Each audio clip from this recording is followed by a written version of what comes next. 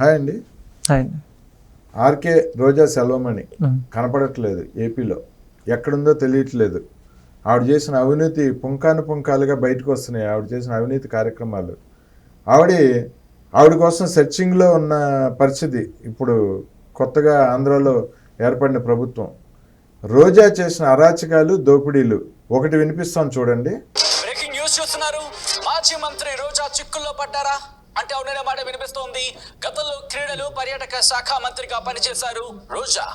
ఆడుదాం ఆంధ్ర పేరుతో నిర్వహించిన కార్యక్రమంలో 100 కోట్లకు పైగా, అవును 100 కోట్ల రూపాయలకు పైగా అవినీతి జరిగినట్లు ఆరోపణలున్నాయి. ఆడుదాం ఆంధ్రలో జరిగిన అక్రమాలపై కమిటీ వేసినట్టుగా తెలుస్తోంది ప్రభుత్వం. దోషులను గుర్తించి డబ్బులు మళ్లీ రికవరీ చేస్తామంటున్నారు మంత్రి రామ్ ప్రసాద్ రెడ్డి. అమరావతిలో 1,00,000 కోట్ల అవినీతి జరిగిందంటూ గతంలో రోజా చేసిన ఆరోపణలను నిరూపించాలంటూ మంత్రి రామ్ ప్రసాద్ రెడ్డి సవాల్ విసురుతున్నారు. రోజాని పట్టుకుని లోపలేసే కార్యక్రమం మొదలైంది. రోజా అడ్రస్ లేకుండా పారిపోయింది. 100 కోట్లు ఆడుదాం ఆంధ్ర పేరుతో 100 కోట్లు దోచుకుంది. ఇవి కాకుండా ఆవిడ మీద ఇంకా 13 అవినీతి ఆరోపణ కేసులు ఫైల్స్ సిద్ధమవుతున్నాయి. దాదాపు 5,000 నుంచి 8,000 కోట్ల మధ్యలో ఆవిడ దోపిడీ చేస్తుందనేది ఒక కథనం. సో ఇవన్నీ ఈవిడ చేసిన దోపిడీలన్నీ బయటకు తవ్వుతున్నారు. రోజా ఏమో కనపడట్లేదు, రోజా పారిపోయింది.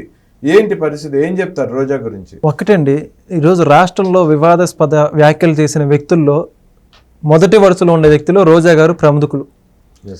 ఈరోజు ఏదైతే సినిమా రంగం నుంచి వచ్చి రాజకీయాల్లో ఎమ్మెల్యేగా మంత్రిని ఎదిగిన ఈవిడ ఈరోజు తలదించుకునే స్థాయికి ఈరోజు రాజకీయాలు వచ్చాయని చెప్పి చెప్పుకోవాలి. అదే పవన్ కళ్యాణ్ గారు సినిమా రంగంలో నుంచి వస్తే ఎన్నో విమర్శలు చేసింది. సినిమాలు చేసుకొని మీరు రాజకీయాలు ఎందుకు, అసెంబ్లీ గేట్ కూడా తాకలేని చెప్పేసి.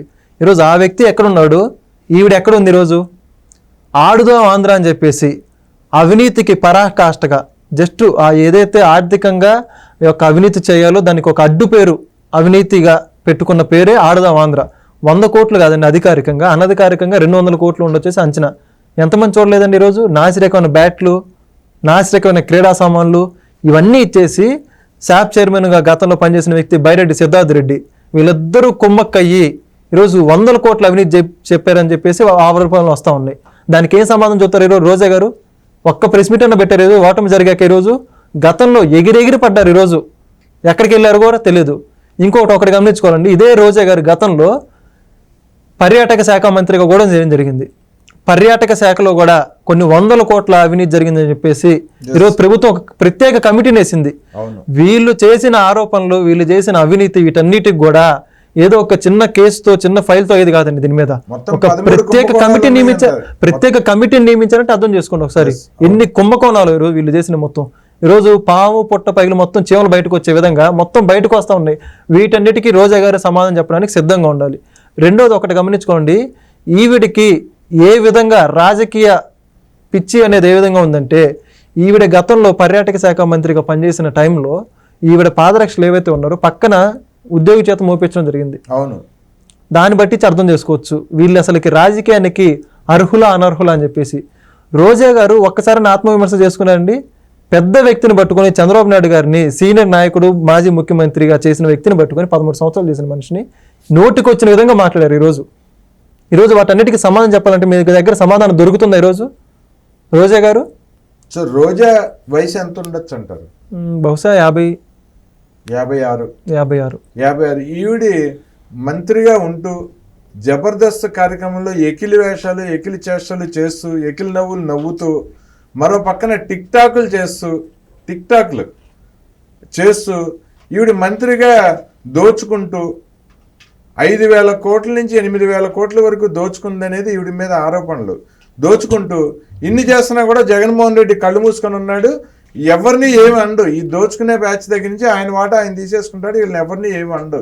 అందిన కాడికి దోచుకోండి, దాచుకోండి అనే ఆయన చెప్తాడు. సో ఈరోజు రోజా అంటే మీరు ఇందాక అన్నారు జగన్మోహన్ రెడ్డి ఓడిపోయిన వాళ్ళల్లో కారకుల్లో కొడాలి నానితో పాటు రోజా లాంటి వాళ్ళు కూడా ఉన్నారని. ఇటువంటి వాళ్ళందరినీ పెంచి పోషించిన పాము, నాగపాము జగన్మోహన్ రెడ్డి ఈరోజు ఓడిపోయి అసెంబ్లీలో ఒక మూల కూర్చోడానికి కారణం ఈ రోజా కూడా అంటాను. ఒకటండి, జగన్మోహన్ రెడ్డి గారికి ఒక అలవాటు అనేది ఉందని చెప్పేసి బయట ప్రజలందరూ కూడా అనుకుంటున్నారు. పొగడ్తలకి పడిపోయి పిచ్చి అని చెప్పేసి. ఓకే, వీళ్ళందరూ కూడా మీరు గతంలో ఎవరైతే జగన్మోహన్ రెడ్డి క్యాబినెట్లో పనిచేసిన వ్యక్తులు ఎవరైతే ఉన్నారో వాళ్ళందరూ కూడా జగన్మోహన్ రెడ్డిని ఆకాశానికి ఎత్తేసేవాళ్ళండి. మీ రోజా గారు కూడా ఎంత తక్కువ కాదు. ఈరోజు జగన్మోహన్ రెడ్డి గారికి ఏ విధంగా బదిలీ చేయాలో ఆ విధంగా బదిలీ చేశారు కాబట్టి మంత్రి పదవి ఇచ్చారు. ఆ మంత్రి పదవికి ఈవిడ చేసిన న్యాయం ఏదీ లేదండి. ఈరోజు రోజా గారు ఈరోజు నగర ప్రజలకి ఏం చేశారు? ఈరోజు 5 ఏళ్ళు మంత్రిత్వ శాఖ తీసుకొని కూడా ఈరోజు 5 సంవత్సరాల కాలంలో రోడ్లు కూడా బాగా చేయలేని పరిస్థితి. అక్కడ వాళ్ళందరికీ సమాధానం తెచ్చే పరిస్థితి ఉందా ఈరోజు రోజా గారు? అదొక్కటి ఆత్మ పరిశీలన చేసుకోవాలని చెప్పి చెబుతూ ఉన్నారు. ఈరోజు బీజేపీ పార్టీలో నన్ను చేర్చుకోండి మహాప్రభు, నాకు ఇక్కడ చాలా ప్రమాదంగా ఉంది, నేను చేసిన అరాచకాలు దోపిడీలు అన్ని బయటకు లాగుతున్నారని చెప్పి బీజేపీ నాయకులతో టచ్లోకి వెళ్ళిందంట. ఈరోజు ఎవరు కూడా స్వాగతించే పరిస్థితి లేదండి. చీపమ్మన్నారంట. ఎంతగా అవినీతి చేశారంటే ఒక చిన్న ఉదాహరణ చెప్పుకోవాలి. ఉట్టికి ఎగరలేనా ఆకాశానికి ఎగిరిందని చెప్పి సామెత దగ్గర విధంగా ముందు రాష్ట్రానికి రాజధాని లేదంటే ఇదే రోజా గారు అప్పట్లో ఆంధ్రప్రదేశ్కి IPL టీం ఉండబోతా ఉంది అని చెప్పి చెప్పారు. ప్రజల్ని ఒక భ్రమలోకి తీసుకెళ్లారు. నిజంగా IPL మ్యాచ్ అంట. దాని IPL సంబంధించిన అడుగులు ఏమైనా పడ్డాయి మరి? ఆ రోజు ఆడుదాం ఆంధ్ర అన్నారు. ఎక్కడ ఏం నిర్వహించారు అసలు వీళ్ళు?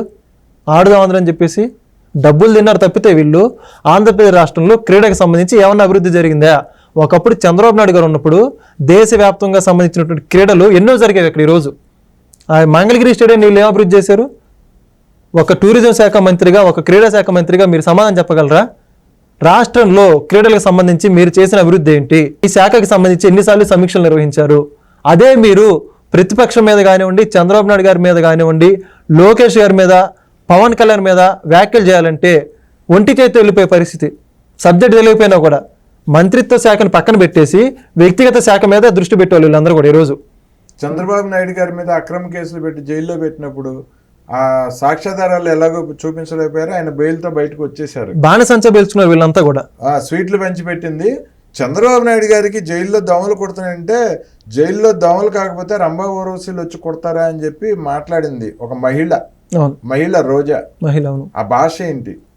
75 సంవత్సరాలు రోజాకి లైఫ్ ఇచ్చిన చంద్రబాబు నాయుడు గారు ఒకప్పుడు ఆయనకంట జైల్లో ఉంటే దోమలు కదంట రంభా ఊర్వశి వచ్చి కొడతారా అని అడుగుతుంది. ఈరోజు వాళ్ళందరూ తిన్న ఇంటి వాసాలు లెక్క పెట్టే విధంగా తయారైంది. వాళ్ళందరూ కూడా దానికి తగిన బుద్ధి చెప్పారు జనాలందరూ కూడా. దిగజారిపోయిన భాష ఏంటి? ఒక ఆడది మాట్లాడాల్సిన వైఎస్ఆర్ కాంగ్రెస్ పార్టీ అంటేనే దానికి ప్రసిద్ధి అయిపోయిందండి. ఈరోజు వైఎస్ఆర్ కాంగ్రెస్ పార్టీ అంటేనే రాజకీయంగా ఉన్న వ్యక్తులందరూ కూడా తలదించుకునే విధంగా భాషకు సంబంధించి కానివ్వండి, వాళ్ళు చేసే పనులకు సంబంధించి కానివ్వండి, వాళ్ళ నాయకులు ఏం పనులు చేశారు? ఆయన ఏం పేరు గోరంట్ల మాధవ్ మర్చిపోతారు జనాలు? అమ్మటి రాంబాబు చేసిన కార్యాలు మర్చిపోతారా? అవంతి చేసిన కార్యాలు మర్చిపోతారా? రోజా గారు చేసిన పనులు మర్చిపోతారా? కొడాలి వీళ్ళందరూ కూడా వాళ్ళు చేసే పనులు, మాట్లాడే మాటలు రెండు కూడా సభ్య సమాజం తలదించుకునే విధంగా ఉంటాయి. అందుకే వీళ్ళందరూ ఒక్కడు కూడా గెలవలేదు. అందరూ ఓటమి పాలయ్యారు ఈరోజు. అవును. సో దాని అన్నిటి కూడా వీళ్ళు మూల్యం చెల్లించుకోవాలి ఈరోజు భవిష్యత్తులో. ఓకే అండి, ఇప్పుడు వైసీపీని తన సాయశక్తులా ప్రయత్నించింది సమాధి చేయడానికి. ఆవిడ సక్సెస్ అయింది వైసీపీని సమాధి చేయటంలో. ఈ జగన్మోహన్ రెడ్డి ఇప్పటికైనా బుద్ధి తెచ్చుకొని ఇటువంటి వాళ్ళని దూరం పెడితే మళ్ళీ కనీసం వచ్చే ఎలక్షన్లో పులివెందులు ఒక్క సీట్ అయినా గెలుచుకోగలుగుతాడు. లేదంటే ఆ ఒక్కటి కూడా పోగొట్టుకుంటాడు జగన్మోహన్ రెడ్డి. ఇప్పటికైనా బుద్ధి తెచ్చుకో జగన్మోహన్ రెడ్డి అని చెప్తూ ఈ వీడియోని ఇంతటితో ముగిస్తున్నా అండి. ధన్యవాదాలు.